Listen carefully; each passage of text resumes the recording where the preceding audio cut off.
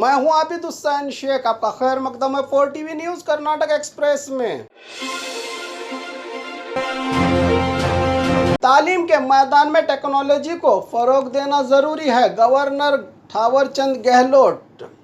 Sindhi graduate college के inauguration मौके पर गवर्नर थावरचंद गहलोत ने कहा कि तालीम के मैदान में टेक्नोलॉजी को फ़रोग देना ज़रूरी है ताकि क्लासरूम्स में डिजिटल लर्निंग टूल्स का सही इस्तेमाल करके स्टूडेंट्स को तालीम हासिल करने में दिलचस्पी पैदा की जा सके। ऐसी तालीम जो बच्चों और नौजवानों का मुस्तकबिल संवार कर देश की तरक्की में अहम किरदार निभा सके। इसके लिए टीचर्स ट्रेनिंग को भी बहुत ज़रूरी बताया गवर्नर ने। साथ ही माहौलियात और पानी की हिफाजत पर भी जोर दिया राज्यपाल ने।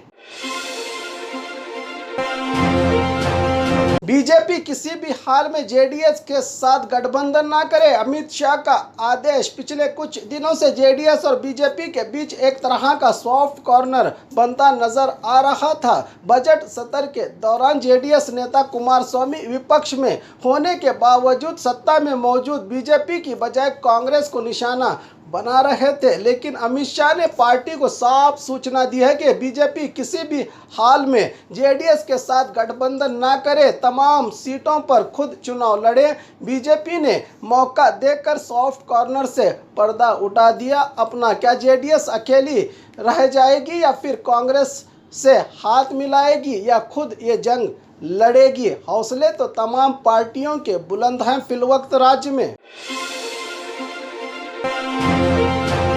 चाकू से वार कर युवक की हत्या। कोप्पड़ जिला गंगावती तालुका करड़गी निवासी 27 साल वीरेश का बड़ी बेरहमी के साथ कत्ल किया गया है। मौके वारदात पर ही वीरेश का खून बह जाने से मौत हो गई है। घटना शहर के नए बस स्टॉप के पास हुई है। कत्ल के तमाम आरोपी फरार बताए जा रहे हैं। पुलिस वारदात की जगह पहुंचकर जुटी है जांच में।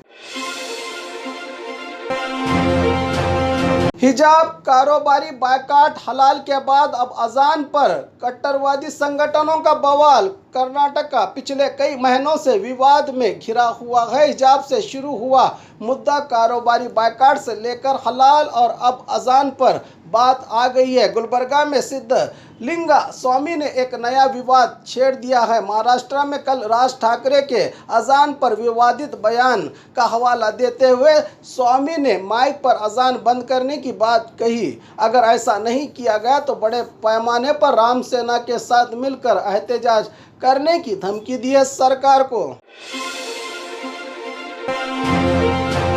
तेजधार हथियारों से की गई नौजवान की हत्या। ये घटना बेलगाम तालुका रनकुंडे में कल देर रात घटी है, जिसमें कातिलों ने तेजधार हथियारों के जरिए हमला करके 30 साल नागेश पाटिल नामी युवक को बेरहमी के साथ कल कत्ल कर दिया। बेलगाम पुलिस थाने में यह मामला हुआ है दर्ज। पुलिस का शक है कि पुरानी दुश्मनी के चलते ये वारदात अंजाम दी गई है।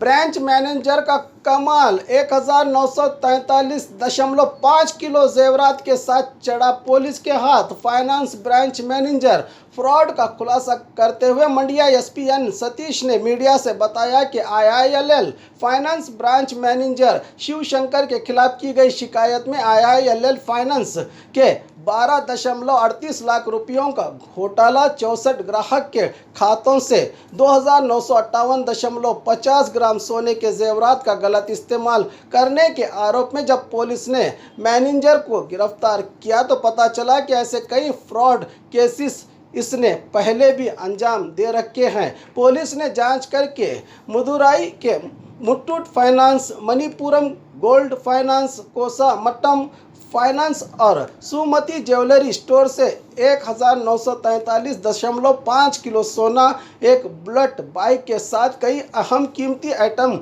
को कुल 103 करोड़ 80 हजार लागत वाला सामान जब्त किया है पुलिस ने इस बैंक मैनेजर से।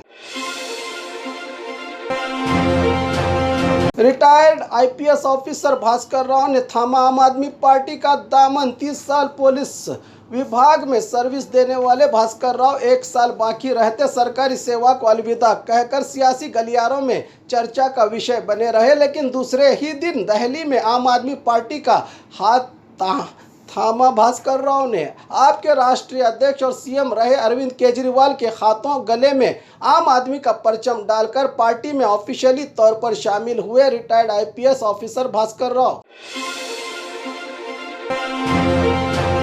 विवाद की परवाह किए बगैर हलाल गोश्त के समर्थन में उतरे तरक्की पसंद संगठन के मुखिया, पद्मश्री पुरस्कार से सम्मानित वरिष्ठ साहित्यकार देवनूर महादेव, तरक्की पसंद शख्सियत पी मल्लेश बी नागेंद्र ने मैसूरू में हलाल गोश्त खरीदकर मीडिया से कहा कि धर्म के नाम पर अधर्म जोर बनकर धर्म पर नाच रहा है। सभी धर्म एकता और भाईचारे का पैगाम देते हैं, जिसको बीजेपी अपने मतलब के लिए हलाल और झटके के नाम पर बर्बाद कर रही है। ये विवाद सिर्फ सियासी फायदे के लिए उठाया गया है। आम जनता ऐसे साजिशों को समझने की जरूरत है, कहा समाज चिंतकों ने। इलेक्शन करीब आते हैं तो बीजेपी और इसके संगठनों को हिंदू मुस्लिम के मुद्दे याद आते हैं। कनीज फातिमा, गुलबर्गा एमएलए कनीज फातिमा ने हिजाब और अब अजान पर उठने वाली आवाज़ों को लेकर कहा कि अगले साल कर्नाटका में इलेक्शन होने जा रहे हैं। इसी इलेक्शन में बीजेपी ऐसे मुद्दों को लेकर काम कर रही है जो कि बहुत गलत है। आज़ादी की लड़ाई में हिंदू मुस्लिम और सभी मजहब के लोगों ने अपनी जानों की कुर्बानी दी थी ताकि आने वाली नस्लें आज़ादी से चैन और सुकून और भाईचारे से रह सके। देश में सबको अपने मजहब पर चलने का अधिकार है। सुप्रीम कोर्ट ऑर्डर के मुताबिक लाउड स्पीकर पर पाबंदी नहीं बल्कि सार्वजनिक जगहों पर साउंड के पैमाना तय किया गया, जिसका हमें भी ख्याल रखना चाहिए। लेकिन बीजेपी और इसके संगठनों का यह तरीका सही नहीं है, कहा कनीज फातिमा ने। और खबरों के लिए देखते रहिए 4 टीवी न्यूज़ कर्नाटक एक्सप्रेस।